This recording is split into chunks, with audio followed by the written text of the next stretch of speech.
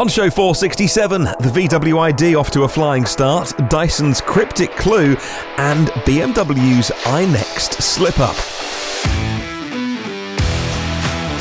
Those stories and many more coming up on today's podcast, which is called EV News Daily. Well, good morning, good afternoon and good evening. Wherever you are in the world, welcome to the show and welcome to any new listeners to the podcast as well. It's good to have you listening. Welcome along to a podcast all about the transition to electric vehicles, plug-in hybrids, sustainable energy and all of the things around all of those subjects that we like to talk about. My name is Martyn. It's an honour to have you here if you are new for the very first time. Here is your show for Friday, 10th of May. If you're a regular listener, apologies for no podcast yesterday after Wednesday's big show about VW's ID.3. We now know it's called the ID.3. It's their first full electric car built on a brand new platform which will power all of the VW Group's cars, and we'll talk about one of those further into the show today.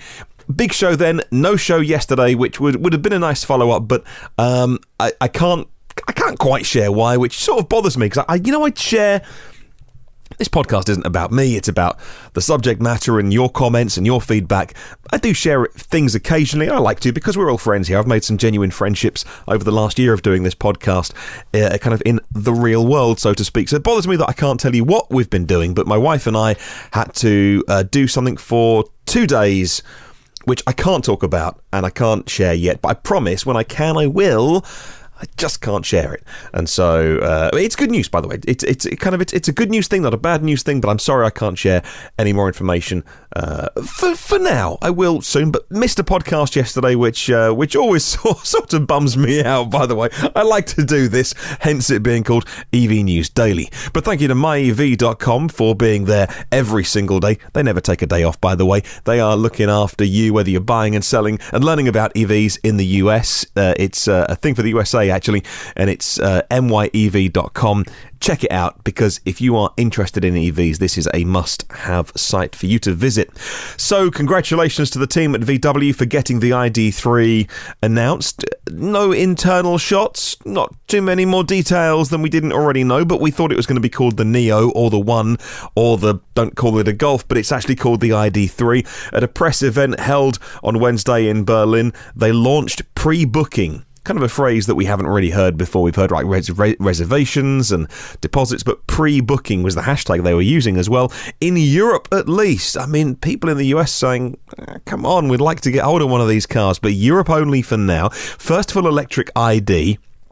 The ID.3 means that, of course, one of the connections that I hadn't made that one of our listeners on YouTube pointed out, and then after the car was announced, then got in touch again to say, let me know if you want tomorrow's lottery winning numbers. He did point out a couple of days ago, if it's called the ID.3, it does leave room for the ID.1 and the ID.2, which, yes, 24 hours later, VW did confirm. Well, customers' interest in the special edition of the ID.3, it's called the ID.3 First, limited to 30,000 vehicles, and they said it significantly exceeded their expectations. 10,000 people pre-booked. 10,000 people handed over their €1,000, their £750, which they said, and they put this in the press release. So I got this from the press release from the VW press office, and they said the IT systems are unable to handle the large number of users accessing the system at the same time. This leads to long waiting times and interruptions to the registration process, and VW is working hard to eliminate hitches. Very rarely that any company would put an IT failure in the first paragraph of their press release, because of course what they're trying to do is say that they've got so many reservations they can't cope, but weirdly, in order to say they were bowled over, they weren't prepared. Oh my goodness, we've had a flood of people wanting to get this car. The IT systems couldn't cope. It's kind of weird, actually, a company the size of VW. I imagine they've got some access to servers, right? They can probably increase their resources at the flick of a switch, but they seem to be overwhelmed on this. And so they're using that as a way of saying, wow, look how many we've got. 10,000 exceeds our expectations. And I don't know where I sit with that number. Obviously, I've been looking at this for a couple of hours now since I first came across the story, and then I've written it today for you. And then, honestly, initial impression, seems low. Then I thought, well, 10,000 is pretty good. It's not even ordering the car. It's like it's a pre-booking. But then there is the inevitable. There is the inevitable comparison. I'm going to go there to the Model 3, 300,000 reservations within a short time of the car being announced all those years ago. And you think, is 10,000 really a good number for a company the size of VW? Then I would think, well, it's not on sale in the USA. And it's like a massive market that it's Europe only. So maybe 10,000 is a good number. I don't know if that's a good or a bad number. I don't even know if we have to decide. Let me know your thoughts, though, as always, on any of these stories on the comments section, or email me. My email address is hello@evnewsdaily.com. So 10,000 people putting their money down for the ID.3. Of course, that's not really putting their money down for the car. What you do, just to recap, if you missed it, if you put down your money and give your money to VW, then they give you an opportunity to then buy the car. So pre-booking is actually a pretty good way of describing it. So you haven't ordered your car, but you have paid for the right to order your car. And as for how many cars are being built, well, it's now in the hundreds. The Zwickau plant, that's where the VW plant is, in somewhere called Zwickau. It's going to be a purely electric car plant, and they say that the transition is on schedule. According to VW, 200 of the cars have now been made.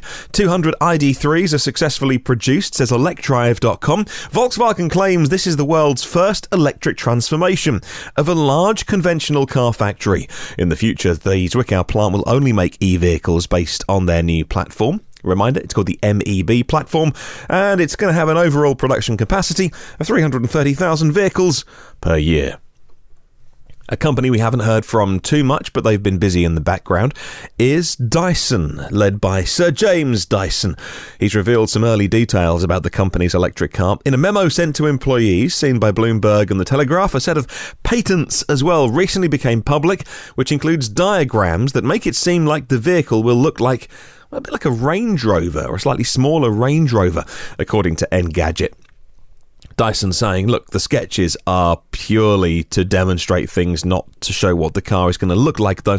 We may have to wait a little bit before seeing a prototype. The company has sunk billions into the project. Yes, would they be billions into the project? Has 500 people working on it, designed in-house, and it will be manufactured in Singapore. Of course, Dyson, a UK company, so James Dyson is a Brit, somewhere called Wiltshire. They have an office, but rather controversially, he outsources things outside, and as a businessman he's looking to reduce costs and of course keep quality high. But moving to Singapore, he is also, by the way, one of the people in this country who is and this is where some of the controversy has come from, he campaigned really hard for us to leave the European Union, to be independent, to bring all of that narrative, that some of that language that people use, like bringing it home, and like we can do all this ourselves, and we don't need like a bigger thing like Europe, and take back control. And then in the next breath says,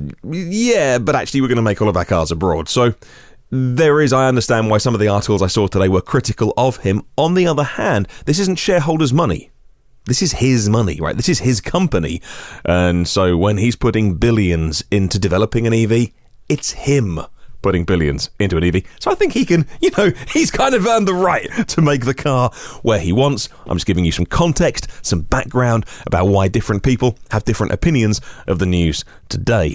Details do remain scant, despite these sketches that were revealed because of the patents, though. The billionaire's memo said to his staff, testing will ramp up in June.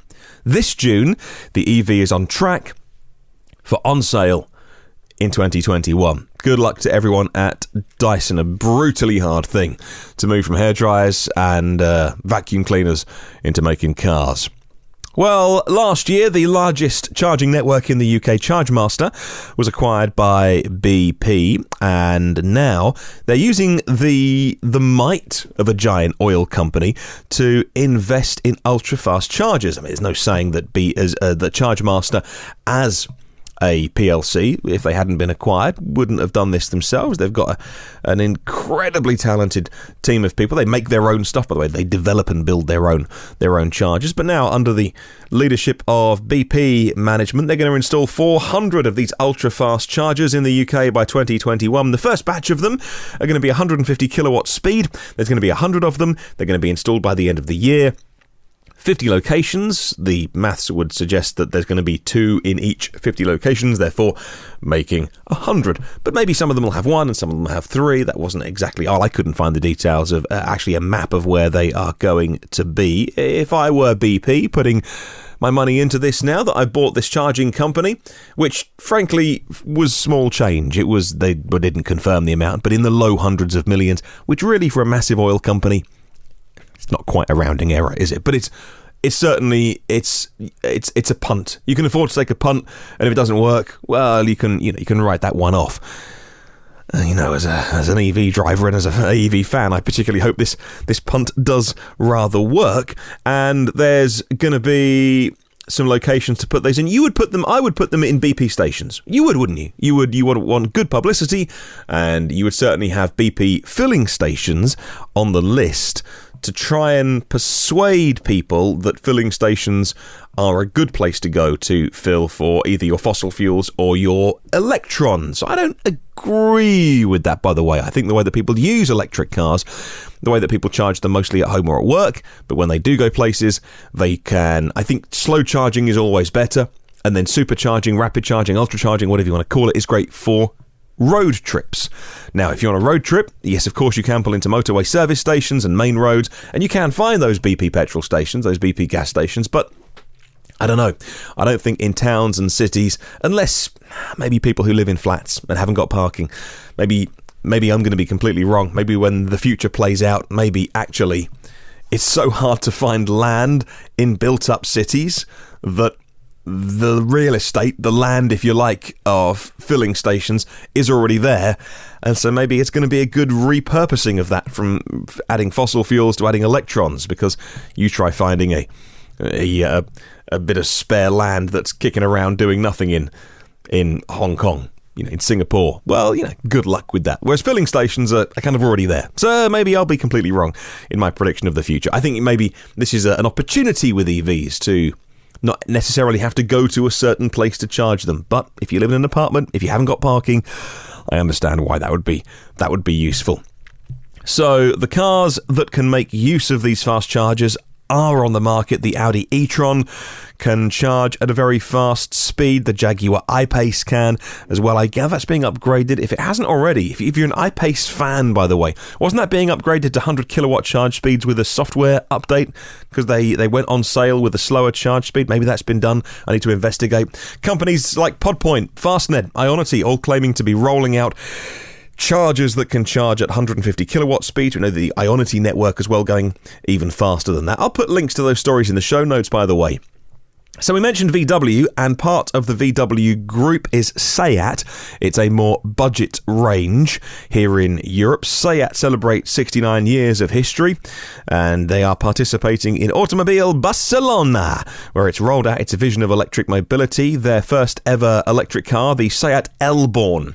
I guess now that the parent company have unveiled the ID.3 a couple of days later, then one of their sub-brands are free to unveil the Elborn. It would have somewhat been a bit of a giveaway if that had come before the ID.3, because the cars are going to be incredibly similar. And the Cupra, by the way, part of Seat, the performance bit, Cupra, is displaying their new Cupra Formentor, a own model, as well as the e-Racer, the first electric racing car. Well, the Elborn is Seat's first electric car, scheduled for launch in 2020 after the ID.3. It's based on, of course, that MEB platform from the parent company, and a range of up to 420 kilometres. It's going to have the 58 kilowatt-hour battery for some long-distance travel. Moving on to BMW Next, and BMW's next electric vehicle, it could be called anything, really. Maybe the i5, the i4, the iNext. It's an SUV. It's been spotted winter testing, and the photos don't reveal a lot about the exterior styling of the crossover, but we do have our first look at the interior. At this point, no details on the powertrain in the new vehicle. The interior is all covered up with cloth over the dashboard, but the steering wheel was uncovered, and on the steering wheel, if you look very closely on these spy shots from motor1.com, there's a small blue badge placed below the very poorly disguised BMW emblem, but this badge says iNext. Does it mean the car is called the iNext? That the concept team working on it are known as the iNext team? I don't know. Just reporting the news. This new BMW does have the badge iNext on it. Moving on to batteries next, and Envision AESC is the name of a battery company that was formerly known as AESC and probably more informally known as owned by Nissan and those that made the batteries for the Leaf. They have been acquired. AESC was acquired by Envision, finally, after a long protracted battery division sale from Nissan, who still kept a fifth of the shares, by the way. Their new generation batteries from AESC are going to be on a new chemistry, and if you hear me talk about this, it's the 811 chemistry. So 80% of the battery is going to be nickel, and then the rest, so NCM nickel, cobalt, manganese, increasing the proportion of the nickel and reducing the proportion of cobalt manganese, particularly with cobalt. That's really important for the environmental concerns. Over 9 years, AESC has made 430,000 battery packs for electric cars, nearly all of those Nissan, by the way. 3 manufacturing plants around the world, 7.5 gigawatt hours of annual production. In the long term, the company wants to decrease the battery cost. Their aim by 2025 is for the battery to cost $50 per kilowatt hour, which is crazy cheap, and less than half of what batteries cost now. Some would say a third of what batteries cost now. Amazing. The price of batteries coming down so fast. What does that mean? Well, cars will both get cheaper and will have bigger batteries. Why won't all cars just have massive batteries and we'll pay the same price and they'll just double the size or triple the size of the battery? Well, it can come down to weight. If you're only ever going to use a car for city driving, why carry around 100 kilowatt hours? Why not carry around 40 or 50 but pay a lot less to make it cheaper than a fossil car? Is the question. One of those small cars, those small city cars, a very famous name here, the Corsa, the Vauxhall Corsa or the Opel Corsa, depending on where you're listening around the world, celebrating its world premiere on the 4th of June, a fully electric version. In an interview, the Opel CEO, Michael Loscheller, promised an attractive price for the electric Corsa but wouldn't give away any details, says Carrie at electrive.com. At the end of last year, Opel did announce their intention to open the order books for the electric Corsa and also a plug-in, the Grandland X. So the order books will open in the first half of 2019, according to Opel. Well, the 4th of June does technically count as the first half of 2019. He said, by the way, and I quote, "With the new Corsa, we are making e-mobility affordable for a wide range of customers. This will be the real Volks electric car," end quote. And I say Volks as in Volkswagen, as in the people's car. And you could argue that the pricing of the ID.3 earlier this week from the company that makes the people's car was anything but affordable. We're not complaining, but there's the CEO of Opel having a little bit of no, it's not quite a dig, is it? But making the point that actually this is going to be a much more affordable car from the company that calls themselves the people's cars. So, moving on to Ferrari, the other end of the scale. If you know somebody who likes their Ferraris, they'll love this story. Evo is reporting on Ferrari adding batteries to their next car. Ferrari has confirmed it will reveal a new V6 hybrid supercar. So some people surprised about it being a V6, but a V6 supercar in a matter of weeks after CEO Louis Camilleri made mention of their new model. The new model is going to be arriving imminently. They announced that on the investors' financial call. The new supercar is going to be Ferrari's first series production hybrid. Now, there was the strictly limited LaFerrari, and I did get to see a LaFerrari up close recently. It was inside a beautiful collection of Ferraris, and I did spend probably far too long just staring at it. I mean, what an insanely beautiful piece of design and engineering. And I didn't realise about the LaFerrari. It was plugged into the wall, and I couldn't quite work out why. Keep the batteries topped up. Maybe just keep the car warm. I mean, if you can afford a LaFerrari, you can probably afford the electricity bill to keep the thing nice and snuggly warm. But anyway, I digress. So I was having a good old look around the LaFerrari, and maybe next stage I'll get to drive one day. But the series production, that was strictly limited really. The series production Ferraris, this will be the first one that comes with electric motors and batteries, and using that hybrid technology to support a smaller engine, a V6, and still get tons of power out of it. McLaren, you have been put on notice. Right, 2 more stories very quickly. If you own a Tesla and you're not in Europe, you'll know that you can't use Spotify in your SX or 3. Here we do have Spotify as a music player. According to Simon at Teslarati, a new third-party browser app called Tease Player, T-E-S Player. Tease Player has been launched, and vehicles in the United States are equipped with Slacker radio instead. Slacker's okay, but if you love your Spotify, have a little search online for Tease Player. And finally, Inside EVs has been looking at the Bloomberg tracker and the Model 3 tracker, and it just hit a big number today. 250,000 have been made, 250,000 showing up on the Bloomberg tracker. Is this accurate? Make your mind up. I think it's pretty good. It's within plus minus pretty close, right?